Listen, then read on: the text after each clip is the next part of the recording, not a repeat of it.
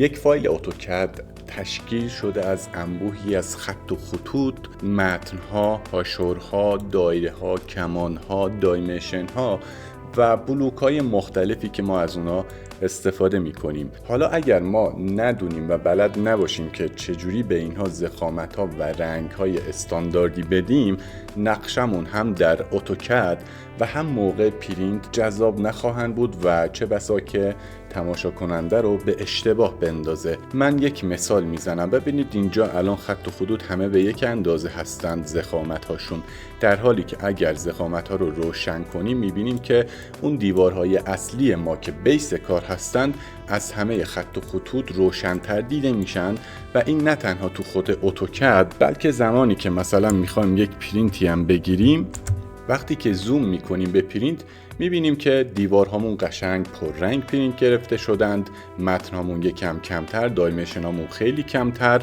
و این تغییر ضخامت ها باعث میشه پیمانکاری که داره زیر نور خورشید با گرد و خاک و خستگی و عرق و اینا سر و کله میزنه، با نقشه ما هم سر و کله بزنه و با دقت بیشتری بیاد ببینه. حالا ما داریم تو کامپیوتر نگاه میکنیم، میتونیم زوم کنیم قشنگ همه چی رو ببینیم. اون که تو کاغذ نگاه میکنه دیگه بنده خدا خیلی اذیت میشه و چه بسا باز میگم ممکنه به اشتباه هم بیفته، مثلا خط دایمنشن رو با خط دیوار اشتباه بگیره و خیلی چیزای دیگه که اعصابش رو خورد میکنه.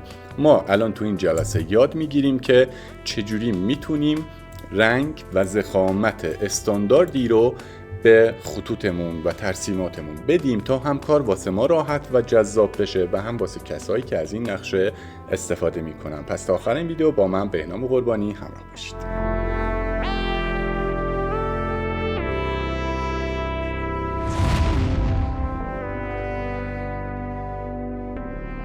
سلام، بهنام قربانی هستم، مدرس اتوکد و آرکد از کانال یوتیوبی بهنام کد و اول ویدیو میخوام ازتون خواهش کنم که لطفاً دانلود نکنید و فقط از یوتیوب نگاه کنید. از دوستانی هم که کانال خودشون رو حمایت مالی میکنن خیلی خیلی تشکر میکنم. واسه فهمیدن این که چه ضخامت و چه نوع خط و چه رنگی مناسب واسه نقشه ما به چند تا عامل باید دقت کنیم. به نظر من اولیش این هستش که شما باید طبق استانداردهای اون شهر، اون منطقه یا حتی اون دفتر و شرکتی که توش کار میکنید فعالیت کنید. معمولا شرکت ها میان یک سری تمپلیت های آماده، یک سری قالب هایی رو تعریف میکنن که مثلا توش چند تا لایه تعریف شده، تو لایه ها رنگ و ضخامت خطوط تعریف شده و شما مجاز هستید که فقط با اون لایه بندی و سیستم کار کنید. حالا در مورد تمپلیت و لایه بندی و اینا من چند تا ویدیو قبلا تو کانال دارم، اگر سرچ کنید لایه بندی در اتوکد یا تمپلیت در اتوکد واسهتون میاره. باز من لینک اون ویدیوهای مرتبط رو تو توضیحات ویدیو و اولین کامنت واسهتون پین میکنم، اگر دوست داشتید اونا رو هم ببینید. اما یه مسئله دیگه هم که هست و خیلی مهمه، بحث کاربردی بودن این لایه بندی هستش. مثلا یکی از دوستان یک پیامی واسه من داده بود که من از هوش مصنوعی پرسیدم که طبق استاندارد ایران فلان بیسار مثلا چه رنگی مناسبه، چه ضخامتی مثلا واسه دیوار مناسبه و اون عکس‌ها رو که هوش مصنوعی بهش داده بود واسه من فرستاد، من اصلا هنگ کردم. ببین دوستان، هوش مصنوعی همه چیز رو نمیتونه خوب تشخیص بده و خب منطقی هم هستش، تازه به وجود اومده، اطلاعاتش کامل نیست. ضمن اینکه همه اطلاعات مثلا تو اینترنت نیستش که هوش مصنوعی هم بره از اون استفاده کنه و اطلاعات درستی به ما بده.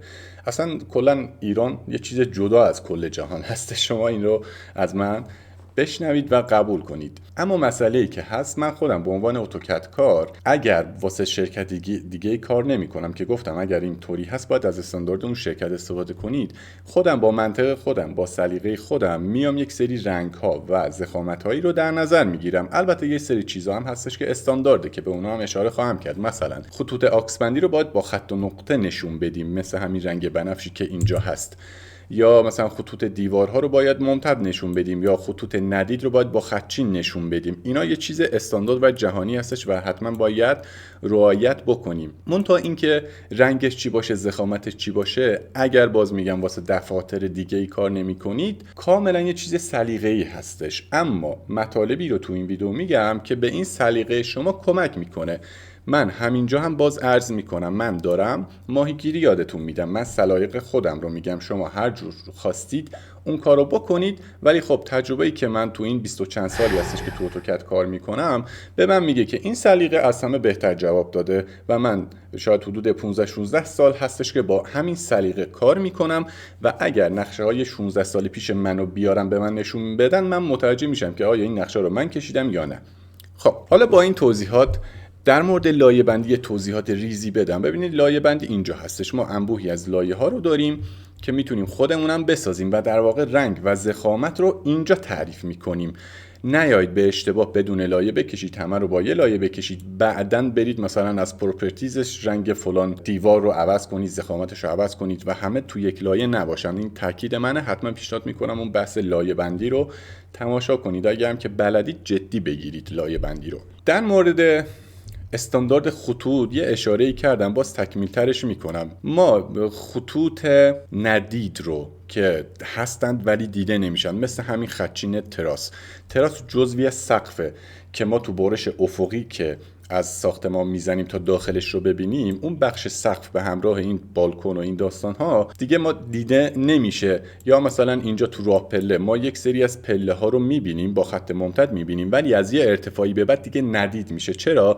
چون از این بخش به بعد هم جزو اون بخش از ساختمون هستش که ما از بالا برش دادیم انداختیم دور، چون اگر سقف ساختمون رو برش نزنیم که داخلش رو نمیتونیم ببینیم. درسته؟ پس به این چیزها میگیم خطوط ندید، هستند ولی دیده نمیشن و چون مهم هستند باید تو پلان باشه، منتها با خط ندید که با خطچین رسم خواهد شد.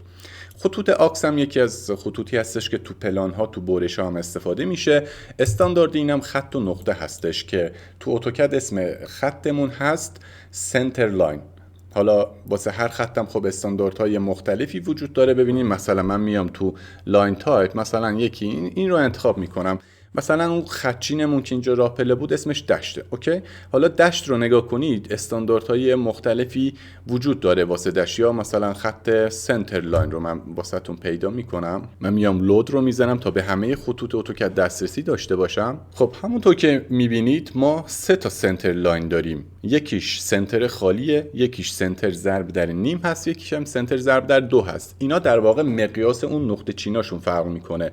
مثلا سنتر ضرب در 2 از سنتر خالی 2 برابر مقیاسش بزرگتره، نه اینکه ضخیم‌تر اینا باشه، نه، اون خطچیناش. مثلا اینجا ببینید خطچینا رو، مثلا اینا خطوط دشت هستن. این اگر دشت خالی باشه، دشت ضرب در 2 مثلا میبینید که از اینجا تا اینجا یه خطه، بعد یه خطچین میخوره، بعد از اینجا تا اینجا میشه یه خط، در حالی که سنتر خالی مثلا اینجوری 4 تا تیکه خط رو به هم وصل میکنه. بستگی به اون مقیاس ترسیمتون داره.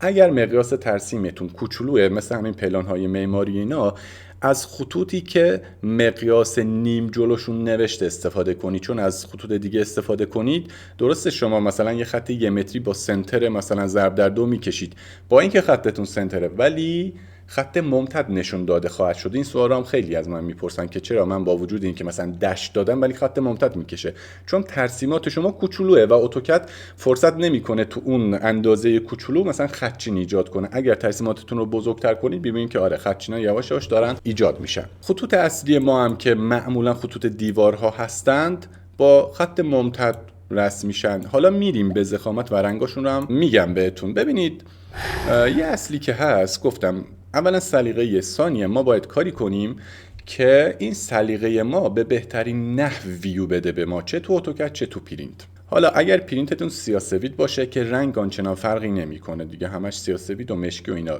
چاپ میشه، اما اگر رنگی باشه خب رنگم تاثیر داره، ولی معمولا پرینتامون سیاه‌سفید هست و ما رنگ رو فقط واسه صفحه اتوکد میخوایم که یه نقشه جذابتر و کمتر کسل کننده‌ای به ما بده دیگه. حالا من از خطوط مهمتر شروع میکنم که خطوط اصلی پلان هست، رفته رفته میریم به خطوطی که باید ضعیف‌تر دیده بشن که هر دو هم مهم هستند. ببینید خطوط قوی خطوطی هستن که بیس کار رو تشکیل میدن دیگه. حالا بستگی به پروژه‌تون داره. مثلا تو نقشه‌های معماری خطوط دیوارها هستن که بیس کار رو تشکیل میدن، درسته؟ چون اگر خطوط دیوارها نباشن اصلا پلانی هم وجود نداره. یا مثلا تو پروژه‌های راهسازی خطوط کنار جاده ها هستن که حریم جاده رو مشخص میکنن، پس اونا خطوط اصلی محسوب میشن. به اینا هم دقت کنید.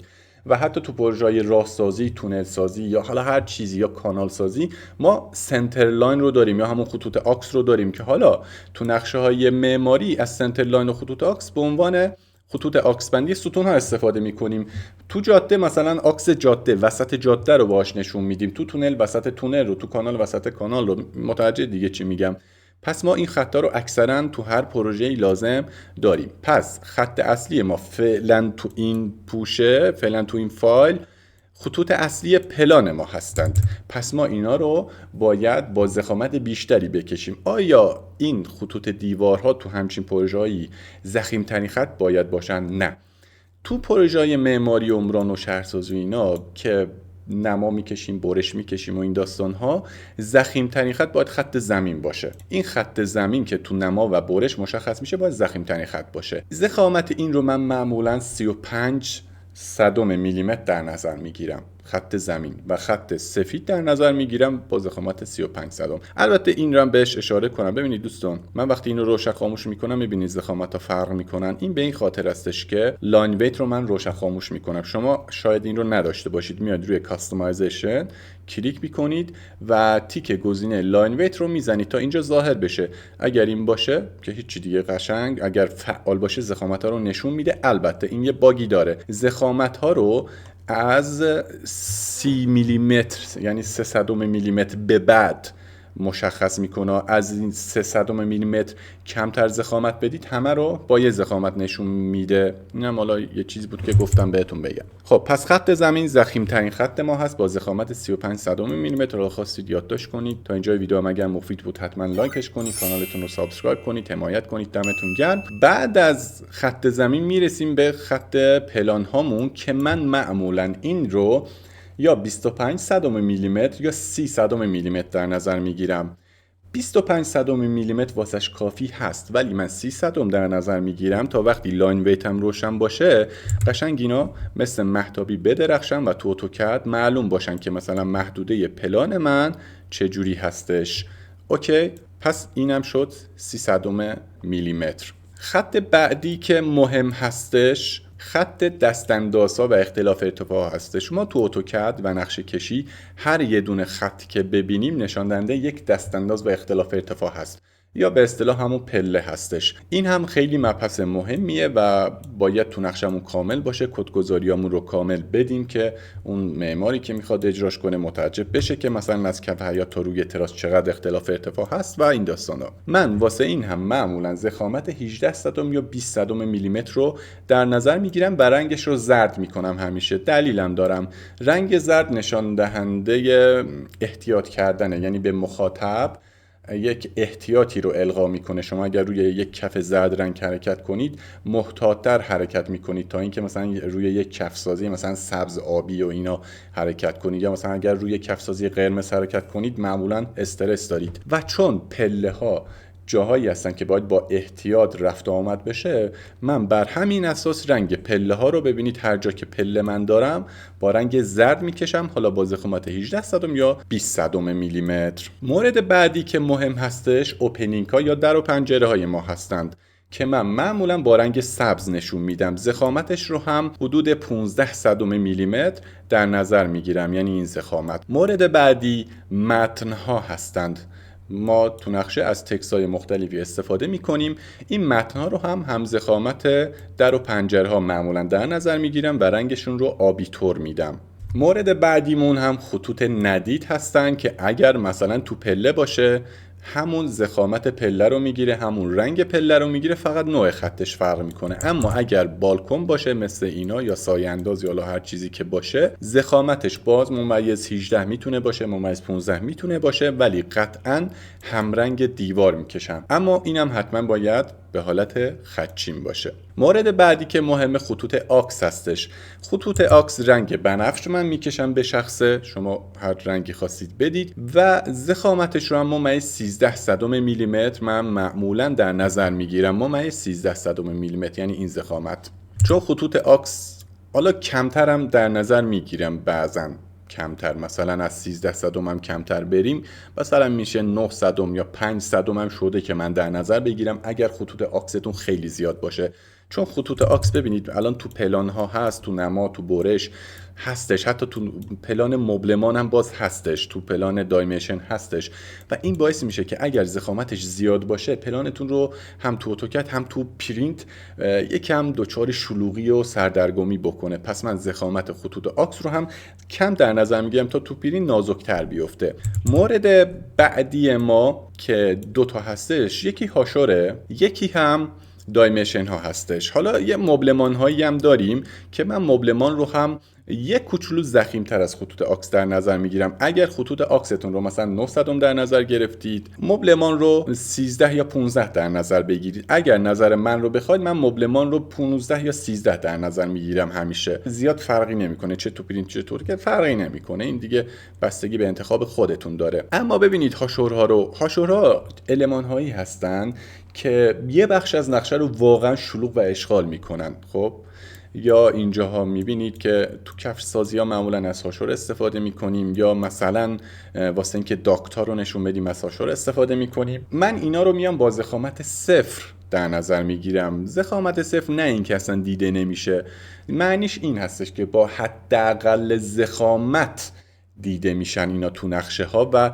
این کار باعث میشه که یک دید بهتری به شما بده. من مثلا همینجا این نقشه رو میبرم رو حالت پرینت شبیه سازی میکنم واسهتون که ببینید داستان چی هستش. من این نقشه رو و پرویو رو میزنم، ببینید اینجا مبلمان قشنگ دیده میشه، دیوارها دیده میشن، خطوط آکس هم به نسبت خوب دیده میشه، ولی هاشورها رو دقت کنید خیلی ضخامتشون کمتره و نقشه رو کمتر اشغال میکنن و قشنگ نقشه رو اگه آشپزخونه رو دقت کنید همه چی از هم تفکیک شده و دیگه بیننده به اشتباه نمیفته که این چیه، اون چیه، فلان چیه، بیسار چیه. ببینید چقدر باحاله. یه چیزی هم که نقشه رو معمولا خیلی شلوغ میکنه، مخصوصا تو پلان اندازه‌گذاری، همین دایمنشن ها هستن.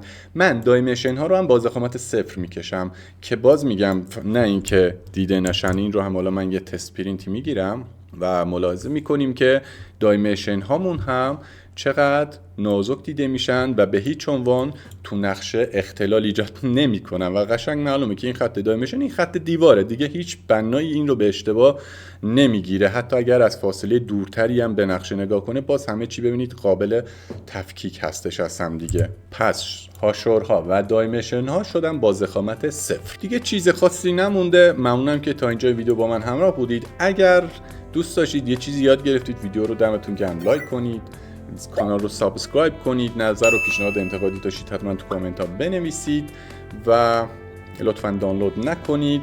در مقابل انبوه افرادی که میان دانلود میکنن و به من و کانالم ضربه میزنن، یک سری افراد نادری هم هستن که از کانال حمایت مالی میکنن و از این طریق به من انگیزه و روحیه بیشتری میدن. از همینجا از اونها تشکر میکنم. تا ویدیوی بعد، بدرود.